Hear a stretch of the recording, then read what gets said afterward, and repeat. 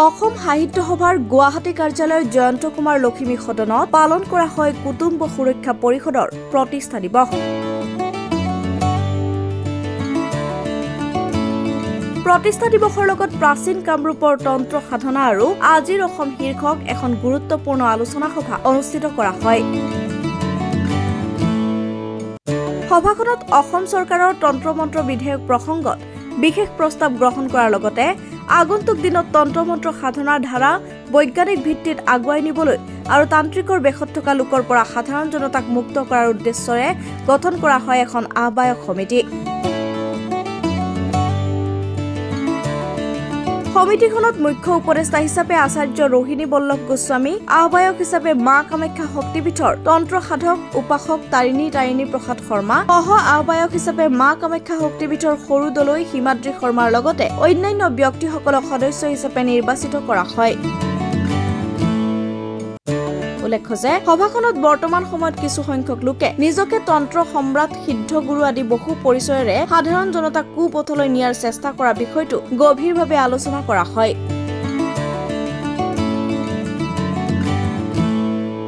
কুটুম্ব সুৰক্ষা পৰিষদে বিভিন্ন সময়ত সনাতন হিন্দু ধৰ্ম দৰ্শনৰ ওপৰত যিবোৰ কুঠাৰঘাত হৈছে, এতিয়া বিশেষকৈ আজি দেখিছে আপুনি প্ৰাচীন কামৰূপৰ তন্ত্ৰ সাধনা আৰু আজিৰ অসম, শেহতীয়াকৈ আমি দেখিছোঁ বিভিন্ন সংবাদ মাধ্যমত, বিভিন্ন ছ'চিয়েল মিডিয়াত মাধ্যমত আমি দেখা পাইছোঁ বিভিন্নজনে তন্ত্ৰৰ নামত নিজকে তন্ত্ৰ সম্ৰাট, তন্ত্ৰৰ গুৰু, সিদ্ধ গুৰু এই ধৰণৰ কথা বতৰা কৈ পেলাই আচলতে আমাৰ সমাজখন নষ্ট কৰিছে আৰু তন্ত্ৰৰ নামত আমাৰ সমাজক বিপথে পৰিচালিত কৰিছে আৰু আমাৰ মানুহখিনিক নষ্ট কৰাৰ এটা প্ৰক্ৰিয়া কৰিছে। একাংশ ভুৱা তান্ত্ৰিকৰ নামত, ভুৱা কালী পূজাৰ নামত কালী দেৱীক সন্মুখত ৰাখি তেওঁলোকে নিজৰ চৰিতাৰ্থ কৰিছে নিজৰ স্বাৰ্থ পূৰণৰ কাৰণে। গতিকে এই গোটেই বিষয়বোৰ তন্ত্ৰ আচলতে কি, তন্ত্ৰ আমি কি ধৰণে কৰিব লাগিব, এই গোটেই বিষয়টোৰ পৰা আলোচনা হৈছে। বিজ্ঞসকলে ইয়াত আলোচনা কৰিছে। ইয়াত কেইবাগৰাকী দেখিছে কামাখ্যা মন্দিৰৰ আচাৰ্যসকল আছে, দলৈ আছে, বিভিন্ন যথেষ্ট আপোনালোকে দেখিছে যথেষ্ট যোগ্য ব্যক্তিসকল আছে আৰু ইয়াতে এটা সিদ্ধান্ত লোৱা হৈছে যে আজি এখন আহ্বায়ক সমিতি হৈছে যে তন্ত্ৰৰ ওপৰত যিসকলে সমাজত যিকোনো ধৰণৰ কাম কৰিছে তেওঁলোকে যাতে কৰিব নোৱাৰে তাৰ ওপৰত মনিটৰ কৰিবলৈ এখন আহ্বায়ক সমিতি হৈছে। এতিয়া তাৰ কেনেকৈ কি কৰিব পাৰি, গোটেই বজাৰত যিসকলে কলা বজাৰ খুলিছে তন্ত্ৰৰ নামত তেওঁলোকক নিয়ন্ত্ৰণ কৰা এটা প্ৰক্ৰিয়া ইয়াৰ পৰা আৰম্ভ হৈছে। এই চিন্তাৰ মাজেৰে আহি যেতিয়া লংকাৰ পৰা ইয়ালৈকে আহি দেশ বিদেশৰ চাৰিওফালে গৈ আজি আপোনালোকৰ মাজত এইখিনি কৰিব পৰাকৈ যিটো সুৰক্ষা পৰিষদ, মই কুটুম্ব সুৰক্ষা পৰিষদৰ বিষয়ে অকণমান বৰ বেছি দীঘল নকৰোঁ, কাৰণ অনুষ্ঠানটোৰ বিষয়ে মই আপোনালোকে এবাৰ জনাৰ প্ৰয়োজন আছে যে এইটো কি বস্তু, কিনো কৰি থাকে, কাৰণ ক্ৰেডিবিলিটিৰ কথা কিছুমান সদায় থাকে।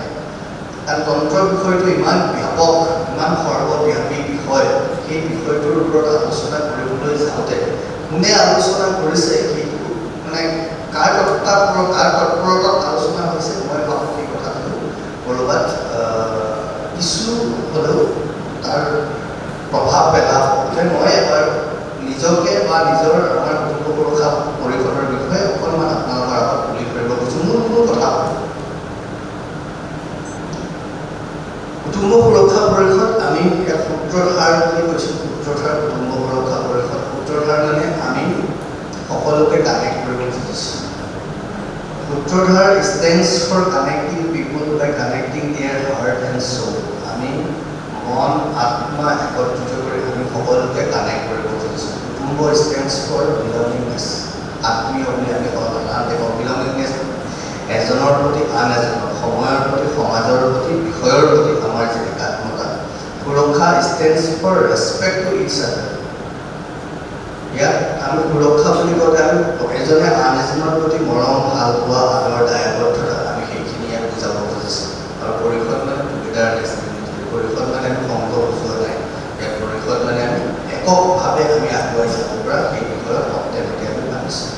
আমাৰ চিন্তা হ'ল social, cultural, religious, spiritual, economical upliftment of the society towards strengthening national integrity and belongingness. এই নেশ্যনেল ইণ্টিগ্ৰিটি এণ্ড বিলংগিংনেছৰ কাৰণে এটা আমি ডাঙৰ প্ৰগ্ৰাম কৰিছোঁ, যিটোক আমি ছিগনেচাৰ ইভেণ্ট বুলি কৈছোঁ। সেইটোত আমি আচলতে সূত্ৰধাৰ, আৰু সেইটো কি আপোনালোকক অকণমান আমি পিছলৈ কওঁ। আমি ৰেজিষ্ট্ৰেশ্যন কৰিছোঁ, আমাৰ ATG 12 এইখিনি আমি কৰি লৈছোঁ কিছুমান কাম কৰিবলৈ সুবিধাৰ কাৰণে। হেড অফিচ তলত দেখিছে, হেড অফিচ বুলি কয় চবেই, সেইকাৰণে আমিও কৈছোঁ। তথাপিও চাণক্যপীঠ, তাঁতিমাৰা, চন্দ্ৰপুৰত কি আছে, কেনেকুৱা ঠাই, অকণমান ফটো আছে পিছলৈ, আপোনালোকে সেইখিনি এবাৰ আপোনালোকক দেখুৱাম। আমাৰ মেজৰ এক্টিভিটিবোৰৰ ভিতৰত বাকীবোৰ আপোনালোকে দেখে ক'ৰবাত কেতিয়াবা কাৰোবাক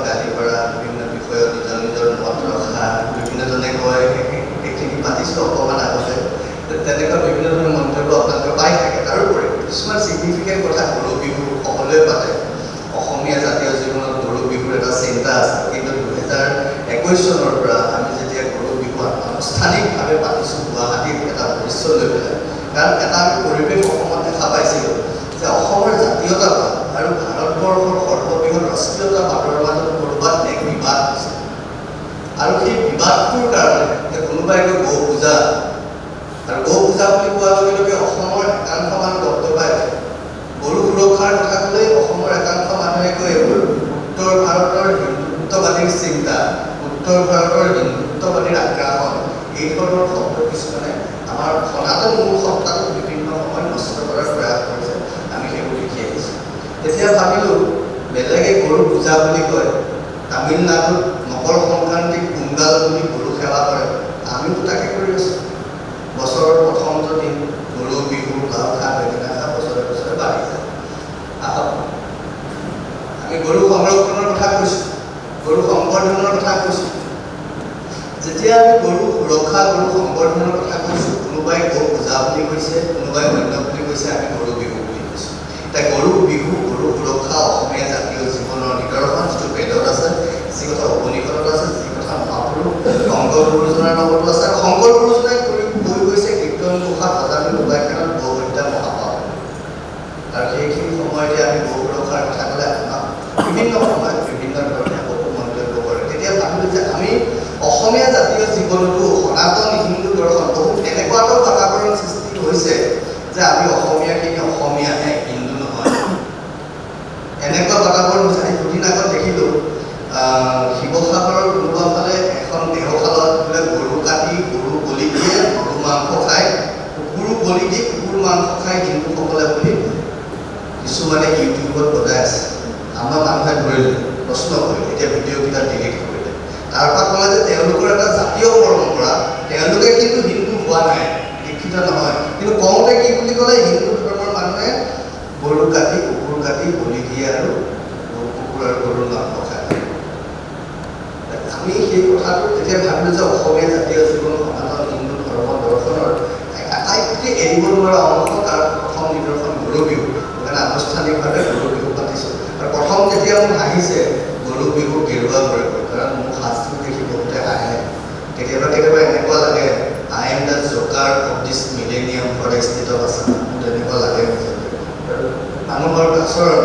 সেইটো যি নহওক, কিন্তু গৰু বিহু যে সনাতন হিন্দু ধৰ্মৰ আৰু অসমীয়া যে সনাতন হিন্দু সত্তাৰ, শংকৰ গুৰুজনাই যে সনাতন হিন্দু ধৰ্মৰ বিষয়ে আমাক কৈ গৈছে, তাৰে বিষয়েও এই গৌ হত্যাৰ প্ৰসংগটো আছে। সেইকাৰণে গৰু বিহু আমি পাতিছোঁ। প্ৰথম দুবছৰ আমি লাচিত ঘাটত পাতিলোঁ, তাৰপিছত আমি বশিষ্ঠশ্ৰম দেৱালয়লৈ গৰু বিহু আমি লৈ আহিলোঁ। আৰু এটা কাৰণ আছে, 23 আৰু 24 এই বিগত শেহতীয়া দুবছৰ আমি বশিষ্ঠশ্ৰম দেৱালয়ত পাতিছোঁ। এইখিনি আপুনি 23 ছবি দেখিছিল। মাজত এখন যিখন ফটো, এইখন আপোনাৰ লাচিত ঘাটৰ ফটো প্ৰথম বছৰ, আৰু বাওঁফালৰ ইফালৰ দুইখন আছে, দুইখন আপোনাৰ বশিষ্ঠাশ্ৰমৰ 23 ফটো। এইখন এইবাৰ 24 আমাৰ বশিষ্ঠাশ্ৰম দেৱালয়। কিয় বশিষ্ঠাশ্ৰম দেৱালয়ত পাতিছোঁ, তাৰ এটা কাৰণ আছে, সেই কাৰণটো আমি আপোনালোকৰ আগত ক'ম। আৰু যোৱা বছৰৰ পৰা 23 পৰা আমি ভাবিছোঁ এই গৰু বিহুৰ লগত সংগতি ৰাখি অসমৰ সংস্কৃতিৰ লগত জড়িত কিছু ব্যক্তিক আমি কানেক্ট কৰিব পাৰোঁ নেকি।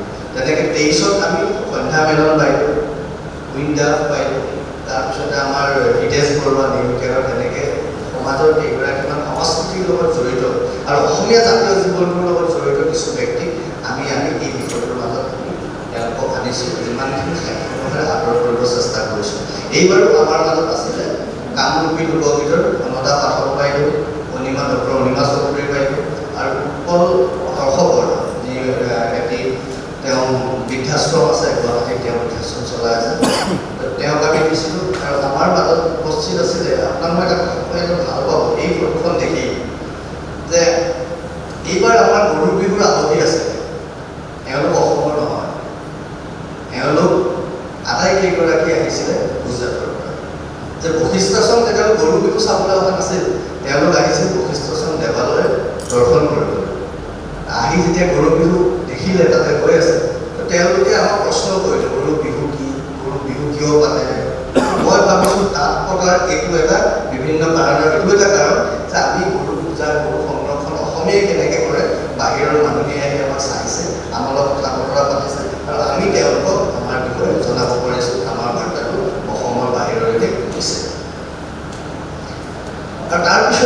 কৰিছিলোঁ এইটো অসমত হোৱা নাই। বিভিন্ন সময়ত বিভিন্ন ঠাইত হৈ থাকে, বিভিন্ন নামৰ প্ৰতিযোগিতা, আজিকালি ভাগৱত বা টিঙা নামৰ প্ৰতিযোগিতা, ভাওনাৰ প্ৰতিযোগিতা, বিশেষকৈ উজনি অসমত ৰাতিপুৱা এখন প্ৰতিযোগিতা হ'লে গধূলি এখন প্ৰতিযোগিতা হয়।